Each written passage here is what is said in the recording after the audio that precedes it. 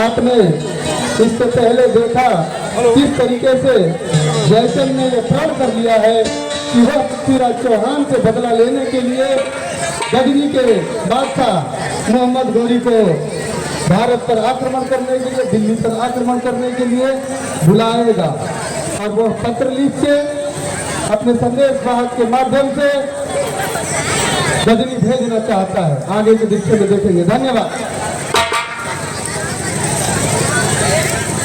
आज मौके पर अगर मेरी मुझसे धोखा न देते यकीनन संजय मुझे जाते।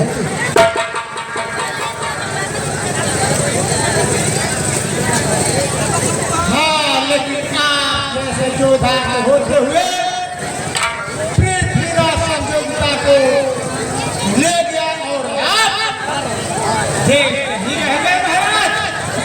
क्या करो डमरू? बात यह है कि जिस प्रकार हनुमान जी के गुरु का श्राप था उसी प्रकार अपनी शक्ति और बल को भूल जाओगे।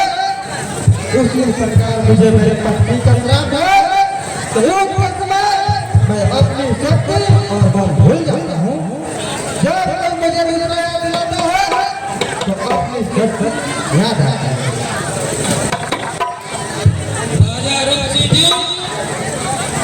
यह पत्र लेकर आपको अभी गजनी जानी होगी। क्यों नहीं महाराज? आप कहे तो मैं यह मजाक का समय नहीं है। तुम अभी गजनी जाओ और यह पत्र मोहम्मद गौरी को ले देना।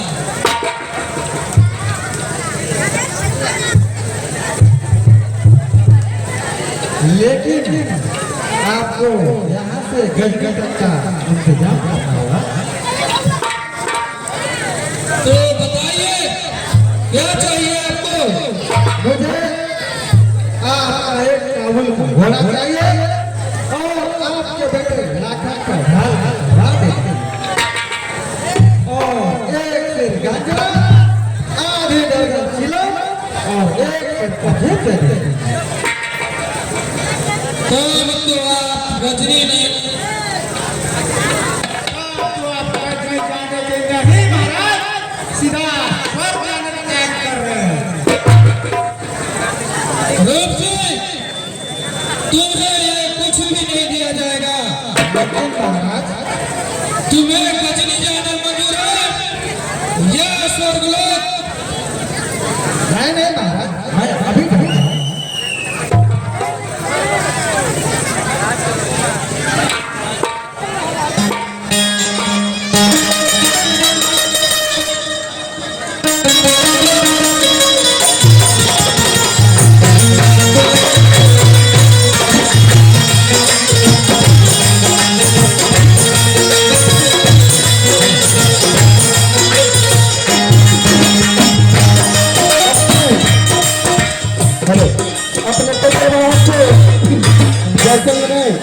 राजा रूप सिंह को गजनी के लिए भेज दिया है।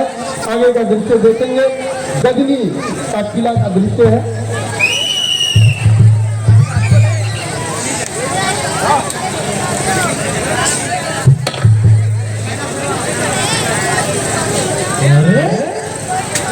ये गजनी का महल है या रामलोक?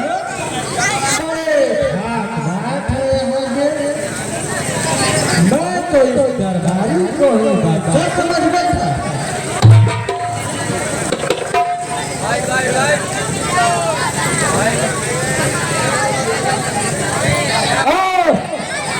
अपना बात करो, शाही दरबार है।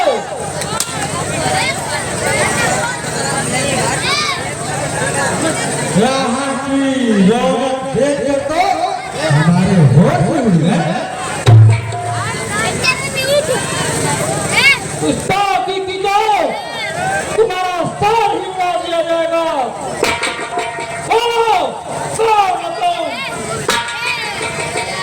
वैसे तो मैं राजा हूँ, लेकिन एक दूध बन के आया हूँ। जयचंद का एक पत्र है। मकसद क्या है तुम्हारा? बात खुशाला खुलासा हाजिर पेश किया जाए। भारत में कनौज नाम का एक नगर है, वहाँ के राजा जयचंद ने आपके लिए एक पत्र भेजा है।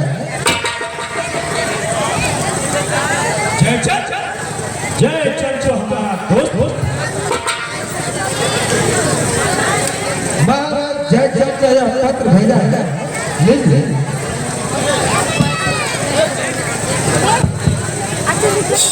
कैसा था? अरे वजीर आला, जयचंद इस खत को जरा पढ़ कर सुनाए।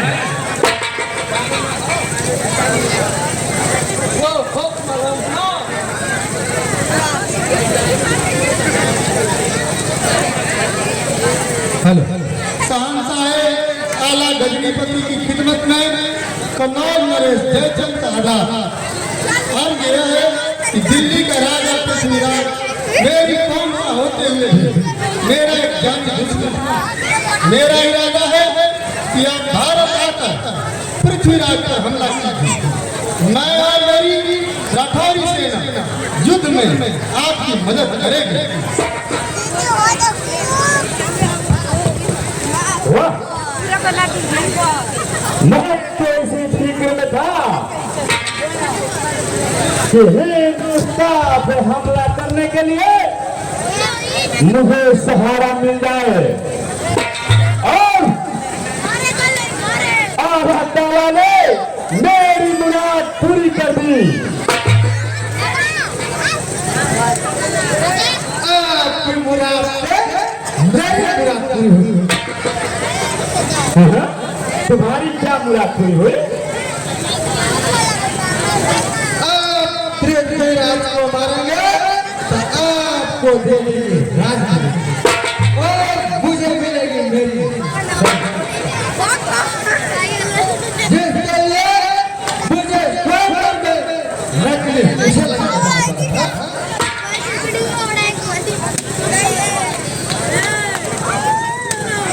आपके राजा जयचंद के मशवरे के मुताबिक इंशाअल्लाह ताला मैं जल्द ही पृथ्वीराज पर हमला करूंगा।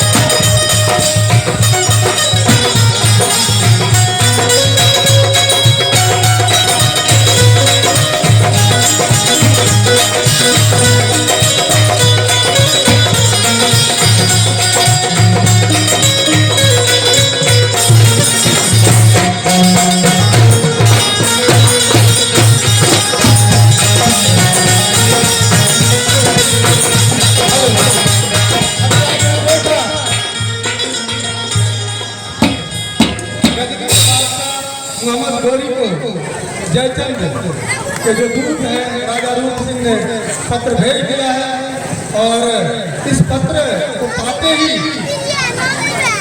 गौरी काफी खुश होता है क्योंकि उसे भारत में कोई मददगार नहीं मिल रहा था कि जिसकी मदद पाकर वो पृथ्वीराज चौहान का मुकाबला कर सके।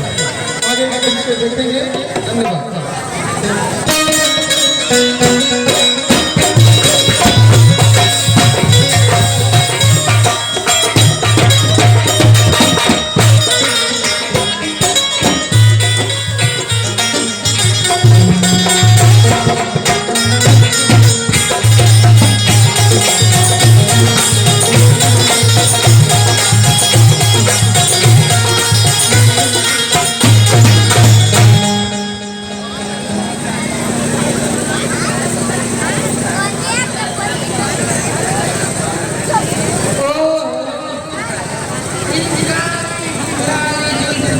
जुल्फों के बीच तुम्हारा यह मुखड़ा ऐसा लग रहा है मानो चांद को काली बदलने में धो लिया। अरे भाई तू तो बहुत इनाम मिलेंगे तुझे। लेकिन मैं तो बगैर इनाम के ही आपकी तारीफ करते हुए राजकुमारी जी।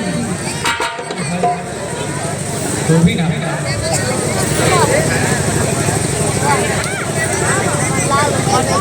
अरे मालती जी, तुम्हें महारानी जी याद कर रहे हैं। अच्छा राजकुमारी जी, मैं जानती हूँ। ठीक है आज की सुहाग रात आपका मुबारक हो।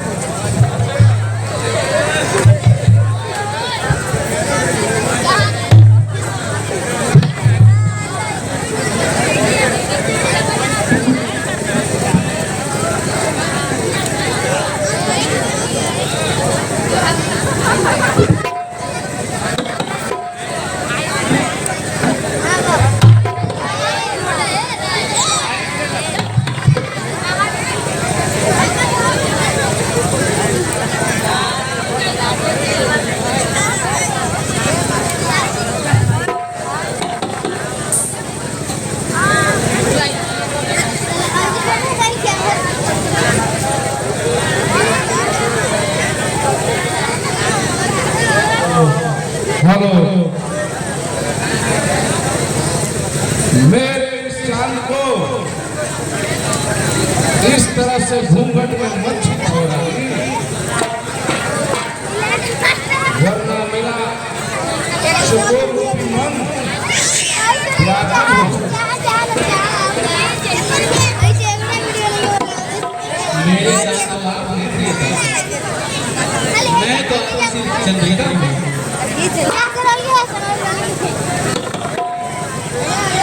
इस सुहाग रात की बेला में मैं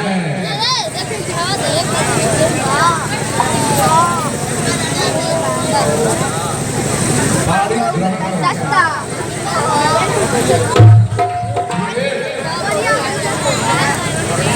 मैं कितना सौभाग्यशाली हूँ। आकाश से सुंदर चांद का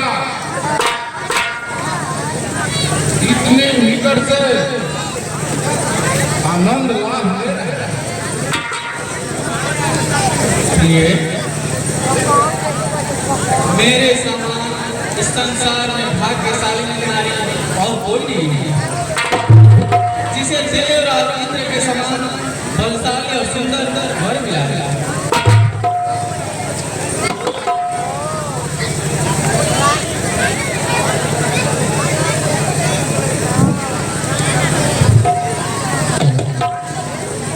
भारत सम्राट पृथ्वीराज चौहान की जय।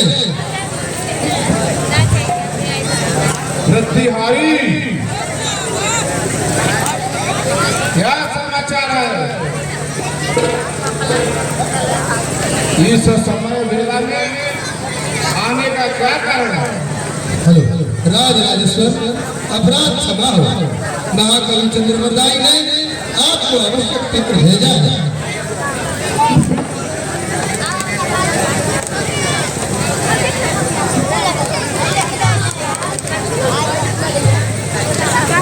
श्री श्री 108 ईश्वर महाराज पृथ्वीराज की सेवा में पवित्र प्रणाम करता है।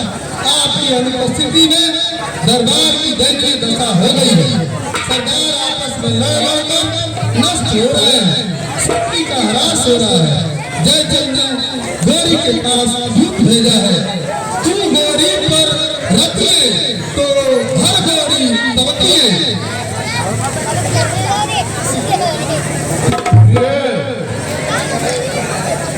मुझे कुछ समय के लिए बाहर आना है। मैं शीघ्र ही यहाँ पर पुनः मुलाकात करूँ। जाइए बेटा, मैं आपका इंतजार करूंगा। जय गुरुदेव।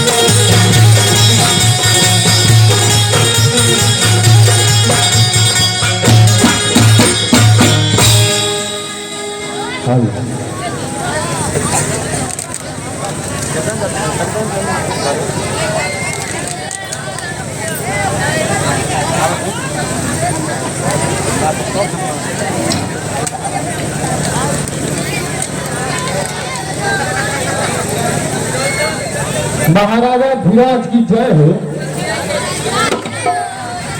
सेनापति जी, हम इसी वक्त किले से निकलकर मोहम्मद गौरी की फौज पर आक्रमण करेंगे।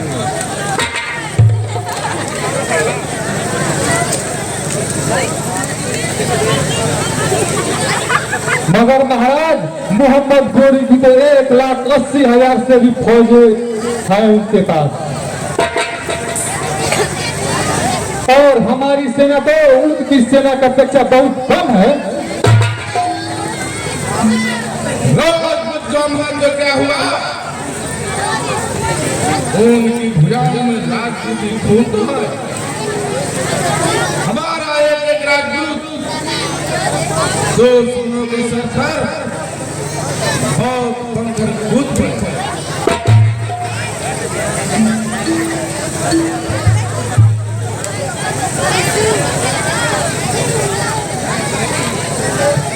मैं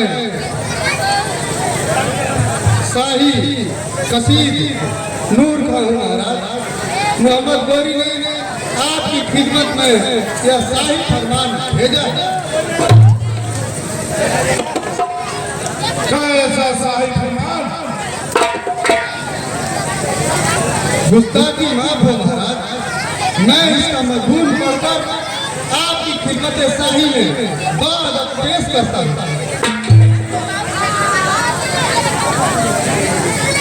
सुनाओ।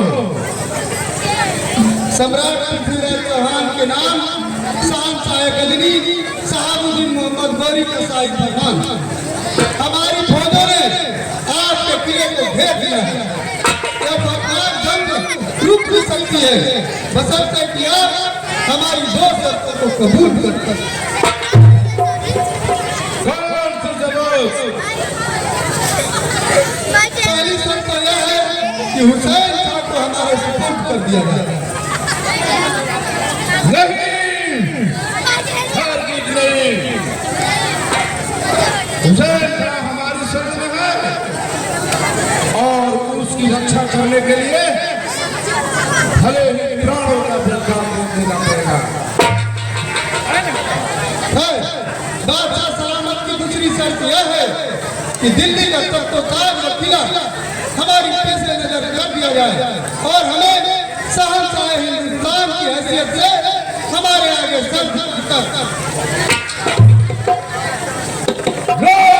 सर बना सकता है, लेकिन सर नहीं झुका सकता।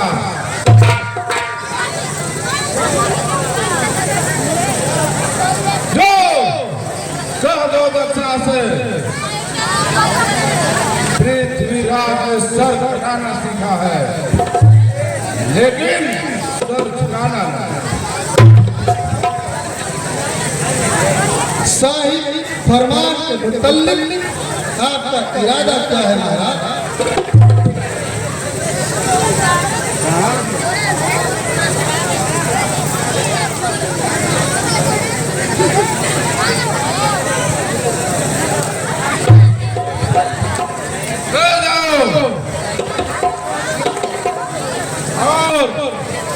और इसे क्या करना?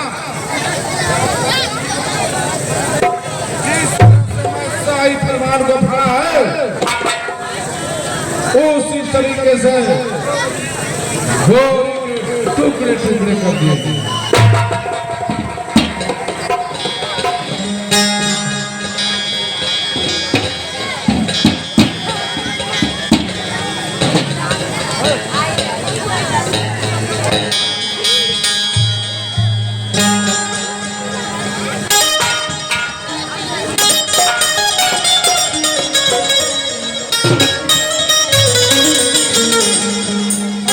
आप लोगों के सामने गुरुजी फिर से कौमी आप लोग कृपया शांति बनाए